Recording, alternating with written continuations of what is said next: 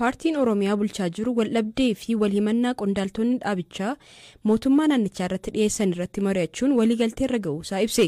Paartiin badhaadhinaa Oromiyaa ibsa baaseen tibban akkaataa miseensonni paartichaa fi qondaaltonni olaanoo biyyattii dhimma Oromiyaa irratti dubbatan qeeqeera. Ammayyuu taanaan gabaasa dabalataa qaba. Ibsichi bahee gaaffiin kamuu akkaataa hojmaataa fi adeemsa paartiitiin akka keessumaa hojjechuun adeemsi kanaan ala hundi dogoggora ta'uu fi hatattamaan akka dhaabbatu kallattiin taa'eera jedheera. Qondaaltonni duraantummaan miidiyaa hawaasummaa irratti ifa ba'anii qeeqaa turan lamadha. Tokko ministeera deetaa ministeera nagaa fi miseensa caffee Oromiyaa obbo Taayyee Danda'a yoo ta'an kan lammataa miseensa paarlaamaa Itoophiyaa kan ta'an obbo Angaasaa Ibraahim. Taateen gidduu kanaa hooggansa gidduu muufii fi waldhibdeen akka jiru akkasumas akkaataa dhaabichi rakkoo keessoo isaa furuu irratti hanqinni akka jiru akeekaa kan jedhan jiru. Ajjechaa miseensota abbootii gadaa Karrayyuu irratti raawwate mootummaan hidhattoota himatus qondaaltonni kunneen garuu osoo dhaaba miseensa biyya bulchuu keessa jiranii caasaa nageenyaa mootummaatti quba qabaniiru. Himannaa isaan dhiyeessaniif qaamni mootummaa kallattiin dhimmicha ilaallatu homaan dubbanne. Dhaabichi garuu mari'achuun ajjechaa miseensota abbootii gadaa Karrayyuu akka qoratamu irratti walii galamuu ibse.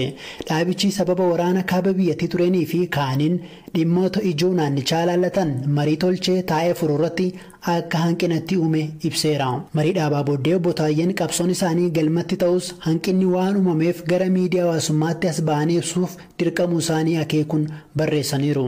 Amma mari'annee jirra. Kaayyoo guddaan marichaa qabsoo daandii irraa maqee tooratti deebisuudha. Itti milkoofnee jirra. Sadarkaa hundattuu qabsoo keessoof toorri mijatuu qabaa jechuun obbo Taayyeen himan. Dhaabichis haala tibbana mul'atin osoo hin taane keessoo waltajjiirratti mari'ataa furuun akka barbaachisu hime. Rakkoo nageenya Oromiyaa keessa jiru wal qabsiiseenis hidhattoota waraana bilisummaa Oromoo kan mootummaan ABO shanee jedhee waamu irratti tarkaanfii fudhachuun akka itti fufu hime. Torbanuma darbee haleellaa hidhattoonni itti himatamaniin maatiin pirezidaantii Oromiyaa fi durataan duraanii dhaada'oo obbo Alamaayyoo Toomsaa torba ajjeefamaniiru. Torban sadii durammoo miseensonni abbootii gadaa Karrayyuu walumaa gala 14 ta'an godina Shawaa Bahaatti ajjeefamaniiru. Ajjeechaa abbootii gadaaf mootummaan ibsa baaseen hidhattoota himatus hidhattoonni hooggansi ABO kan obbo Daawudiin ibsaan hoogganamu garuu mootummaa himatan. Ibsa dhaabichi baaseen dubbicha hatattamaan qoratamee dhugaan isaa akka ba'uu fi yakki hojjetame argamnaan gaafatamummaan seeraa dhugoomuu akka qabu walii galameera jedhe. Egaa dhaggeeffattoota bulchiinsi magaalaa Dabra Maarqos qophiileen akka jedhaa taskaaraa fi kaan akka hin gaggeeffamneef dhorkuun qajeelfama baase. Qajeelfama muddee kanarraa eegalee hojiirra oolu kana baasuuf sababni guddaan baatiiwwan darban keessa haalli diinagdee baay'ee waan miidhameef ta'u kantiibaa ittaanaan magaalichaa Yitbaara Kaawwaqaa BBC'tti himaniiru. ኢኮኖሚያችን በከፍተኛ ሁኔታ ነው የተጎዳው ዲነግዴን ኬሳ ጉዳሜ ዳሜራ ለሚሌን ኬኛ ሄዱን ወሬገመኔሩ ኢሳ ቆፋምቲ ወራንች አመዩ ሂንዳባኔ ወራን አሞ ዲነግዴን አለ እንጂፋቹ ወነ እንደንዳምኔፍ ቡልቺን ሰናንቻ ፊ ጎጀም ባህራ ሶቺሌን ሐዋሱማ አከና ዲነግዴ ረት ኢባ ኦሙ ዋኒን ቀምኔፍ ጭዲ ሂንዶርካምኔ ገሩ ቆጲሌን ጭዳፊ አዋልቻ ኢረደርባ ጉድዳን ቆጳህን ዮ ሂረተን ጋሪዳ ያዳ ጀዱቱ ጅራ ያኒ ኩን ጋሩማፍ ከያደሜዳ yoo baasii sanaan namoota miidhaman gargaarullee hin dandeenye ta'e dinagdee miidhuu haadhiisnu jechuun mana isa tokko keessa gaddaa fi gadadoo isa kan tokko keessa ammoo cidha ta'ee waliin deemuun hin danda'amu dhugaa dubbachuuf qajeelfama kanarratti abbootii amantaa fi hooggantoota gandaa waliin ta'uun mariin kan itti fufu ta'a. Namni isa dhugaa jiru yoo itti himne nu hubata jennee waan yaannuuf yoo qajeelfama kana cabsite akkanaan si adamna si hiina yookaan hiina hin jennu. ይሄን ቀጣሃለን እናርፋለን ፈታሃለን አንለውም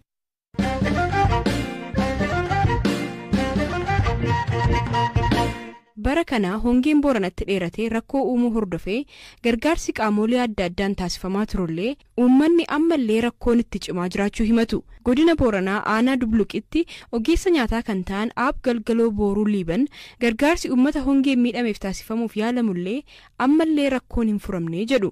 Gargaarsi hangi tokko rakkoo furee jira. Rakkoon ammaa taadha garuu gargaarsi midhaan nyaataatiin haalitti gaddeeggarama jiranii jiru. Garuu wantichi dandeettee nama waan uummata cufa bira dhaqqabu waan hin dandeenyeef yaa'u fufiinsi dhibiin hin jiru. Amma waliin dhaqqabu baay'inni nami jiruutiif dhiyeessiin jirtu waan waliin simnee fi hallattuma gargaraatiin barbaadatee hoyyuu argatee hin jedhaanii uummati ittiin bitatiin jira. Kanaafuu wanti jira uumaatuun taanee eeguun alattoo wanni uummata hatolchuu danda'anii jiru. Garuu uummataatiin jechuudha.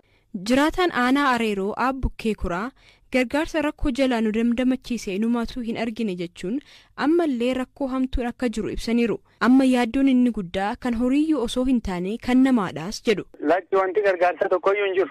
Namoonni ka gurguraa fidanii asitti irra bitan malee namni tokko ammoo akkas waliif gurmaa'ee ol deemanii sanuu gatii hamtuun. Amma asitti aanaan keenya irratti shediin hidhaa tokko haga qarshii 280 akkas bitan. Waan abbaan dhuunfaan tattaafatee jiru malee wanni gara mootummaatti nama qaqqabaa jiran jiru. Yoo akkuma waaqayyoon nama gargaaree roobii dhufe malee bakka horiin dhumuudha. Uummanni abdii kutachaa jira. Ifirraa oofaa jira gabaatti qarshii hin taane ofirraa baasaa jira. Amma sodaan guddaan iyyuu ka horiiti miti kan namaati. Amma horiin sun marroo irraa dhumaa jiruu fi waan gabaa baasullee hin qabu. Kabaasullee gatii hin baasuu fi yeroon booda akka horii kan harca'u nama. Kanaaf mootummaa yoo jiraate xiyyeeffannoo kennee waan kan irratti hojjetan horiif namillee laftan irraa hin baadhee sodaa qaba. Ofii isaaniitii horsiisa looniin kan jiraatan Abbukkee Kuraa rakkoon hongee Booranaa kun kan yeroo baay'ee deddeebi'ee dhufu waan ta'eef uummanni hedduun akka durii akkanumaan rooba samii eeggataa horii baay'inaan horsiisaa jiraachuurraa haalli jiru jijjiiramuu qaba jechuun gorsu. Yeroo baay'ee haalli kun naanna'aatu dhufa waggaa 2-3 akkas ture naanna'ee dhufe horiin akkasuma namirraa dhumata. Namni ammoo kan irraa hubatee horii kan jijjiirate horiin baay'inaan akkan horsiisan kun gonkumaa hafuu qaba. Horii 5, 10, 2-3 kan caalle bifa ammayyaatiin abbaan horsiifatee yoo sunumirra fayyadama ta'e malee haalii horii akkuma durii diida gaddisan sun margi hin jiru lafti luqqa'ee jira bishaan hin jiranii haali bishaan tokkollee hin jiru. Yoo bif duraatiin gadeeman taate namaaf horiillee laftan irraa hin dhufu. Kanaaf lakkoofsi horii xiqqaachuu qaba. Bifa ammayyaatiin mootummaallee deeggarsi godhee fi waan danda'uun haala namaa mijeessee bishaan dhiyeenyatti argatee akka margi itti margee irraa hamatee yeroo bonafatti fayyadamuu danda'u. Waan akkasii barsiisanii yoo hin jedhin haaluma duraatiin itti fufni yoodhaan horiif namillee laftan irraa hin baadhee sodaa qaba.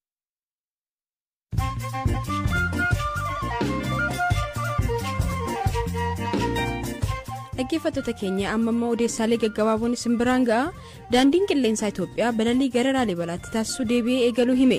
Laalibalaan humnoota TPLF'n yeroo qabamteetti balaliin addaan citee kan ture yoo ta'u humnoonni mootummaa Itoophiyaa dhiyeenya magaalicha erga finciltoota TPLF jalaa bilisa baasanii as daandiin qilleensaa Itoophiyaas imaltoota deddeebisuu akka jalqabe hime.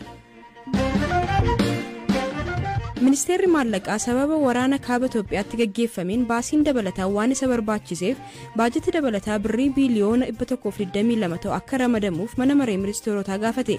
Baajatni dabalataa kun nageenya biyyaa eeguuf deeggarsa namoomaaf lammiilee waraanaa fi walitti bu'iinsa miidhaan irra ga'e deebisanii bayyaannachiisuu fi hojii mootummaa biroo raawwachiisuuf kan oolu ta'uu ministeerichi himeera. Pireezidaantiin Ameerikaa Joo Baayiden muddama Yuukireenii wal qabatee jiru hir'isuuf yeroo lammataatiif pireezidaantii Raashiyaa Vilaadimiir Puutiin waliin marii taasisuuf jiru. Hooggantoonni lamaan har'a bilbilaan waa'ee nageenya biyyoota lamaanii fi haala Awurooppaa irratti akka mari'atan Waayit Haawusitu beeksise. Taphattoonni garee biyyaalessaa Chaayinaaf taphatan tumaa akka hin tumanneef dhorkamanii. Kana malees Chaayinaan taphattoonni kubbaa miilaa duraan tumaa qaban akka ofirraa balleessan qajeelfama haaraa baafteetti. Tarkaanfichis fakkeenyummaa gaarii hawaasa keessatti uumuuf gargaara jetti Chaayinaan. Dabalataan Chaayinaan yakkamtoota qaaneessuuf jecha uummata fuulduratti adabbii raawwachuu eegalteetti. Kanaanis kibba Chaayinaatti poolisiin namoota balleessaa raawwataniiru jechuun shakkii 4 balleessaan isaanii itti himamaa uummata keessa akka deeman taasifeera. Oduun har'aaf qabadhe kanuma.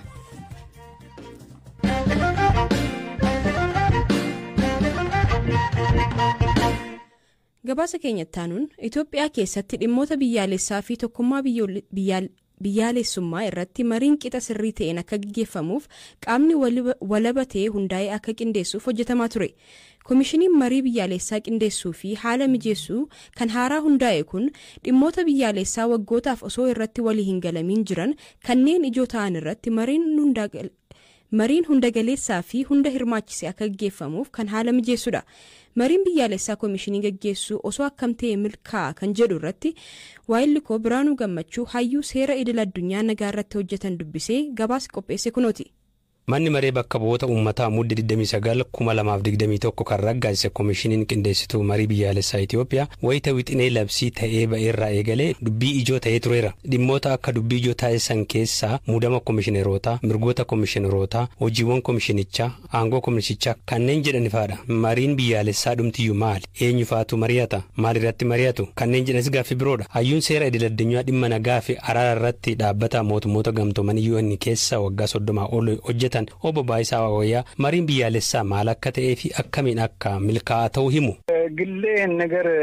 Akka dhuunfaa kootti gadi fageenyaan hubachuu dhabuun ni mul'ata. Mariin biyyaalessaa hunda hammatee fi mariin paartilee siyaasaa hunda hirmaachise garaagara natti fakkaata. Mariin biyyaalessaa hunda hirmaachise aangoo siyaasaa miti. Mariin biyyaalessaa Itoophiyaa keessa rakkoo waan turee fi ammas waan jiruuf barbaachisaadha. Rakkoon siyaasaa jira. Rakkoon hawaasummaa jira. Rakkoon seenaa jira. Rakkoon dinagdees jira. Tokko tokkoo hawaasa Itoophiyaa rakkoo fi waldhibdee mariidhaan furamuu qaba. Tokko tokkoon hawaasa Itoophiyaa rakkoo fi waldhibdee mariidhaan furamuu qaba. Hojiiwwan ijoo koomishinii qindeessituu haaraa hundaa'e kana keessaa tokko mana maree of jalatti tolfachuudha. Manni maree koomishinichaa ammoo yaadota mariif ta'an filachuu, yaadota marii koreewwanii fi uummatarraa argan fudhatee mootummaaf dhiyeessuudha. Kana malees uummata gidduutti garaagarummaan bu'uuraa yoo mudate ka'umsa rakkoo adda baasuun mariin hunda galeessaa fi hunda hirmaachise sadarkaa biyyaatti akka gaggeeffamu gaafachuu fi dirqamaaf aangoo qaba. Mariin biyyaalessaa kun eessaa jalqabee sadarkaa biyyaalessaatti gaggeeffama? Hayyuun seera idil-addunyaa obbo Baayisaan akkas jedhu. Kun eessaa jalqabaa yoo jedhame gara gadii hawaasa horsiisee bulaa godee jirurraa kaasee hanga abbaa qabeenyaa warshaa Finfinnee keessa jiru gidduutti barbaachisaadha. Tokko tokko waldaalee barsiisotaa, waldaa dubartootaa, waldaan abukaatotaa, waldaa qotee bultootaa gidduutti rakkoon ni jiraata. Isaan kun hundumtuu marii biyyaalessaa kana keessatti hirmaachuu qabu. Tokkollee duubatti hafuu hin qabu. Kana jechuun uummanni miliyoona 100 fi miliyoona 10 keessatti hirmaachuu qabu jechuu otoo hin taane karaa bakka bu'aa hawaasaa beekamtiin kennameefiin bakka bu'aa sirriitiin hirmaachuu qabu. Kun gaaffii siyaasaa yookiin immoo gaaffii aangoon qabu. Kun rakkoo biyyaalessaa furuudha. Kun immoo kan ta'u takkaa qofaa miti. 7-5 gaggeeffamee kan dhaabbatu otoo hin taane hawaasa keessa mariin dhaabbataa ta'e jiraachuu qaba. Hawaasa gidduu waldhibdeen guddaan falan argatiin jira. Rakkoon baadhannee dhalootarraa dhalootatti dabarsinu jira. Baay'een keenya Itoophiyaa yeroo hunda aannanii fi damma burqisiiftu goonee dhiyeessina. Kun sirrii miti. Akkuma hawaasa kamiiyyuu hawaasa keenya keessa rakkoon jiru. Kanaaf rakkoolee kana furuudhaaf marii biyyaalessaa barbaachisa. Mariin inni biraa marii siyaasaa dhaabbileen siyaasaa taasisanidha. Kun gaaffii aangooti. Paartiin siyaasaa kamiyyuu yeroo hundeeffamu aangoodhaaf hojjeta. Gareewwan aangoo qabachuudhaaf gurmaan marii keessatti hirmaachuun dirqama. Marii keessatti hin hirmaachiftu taanaan waldhibdeen ni uumama. Gaaffii siyaasaa hanga ta'etti aangoodhaaf hin qabsaa jedhee akka paartii siyaasaatti ijaaramee boordii filannoo biyyaalessaatti beekamus beekamuu baatus akka kiyyatti hundumtuu hirmaachuu qaba. Sababni isaa immoo qaama muufachiiftee qabattee mariin taasisa jechuun hin danda'amu. Dhaabbileen akka heera mootummaatti paarlaamaatti dhiyaatanii shororkeessaadha jedhamanis heera mootummaatiin hiikamuu qaba. Kanaaf wantoota lamaan kana adda baasuu qabna. Marii biyyaalessaa fi marii paartilee aangoodhaaf taasisan adda addadha.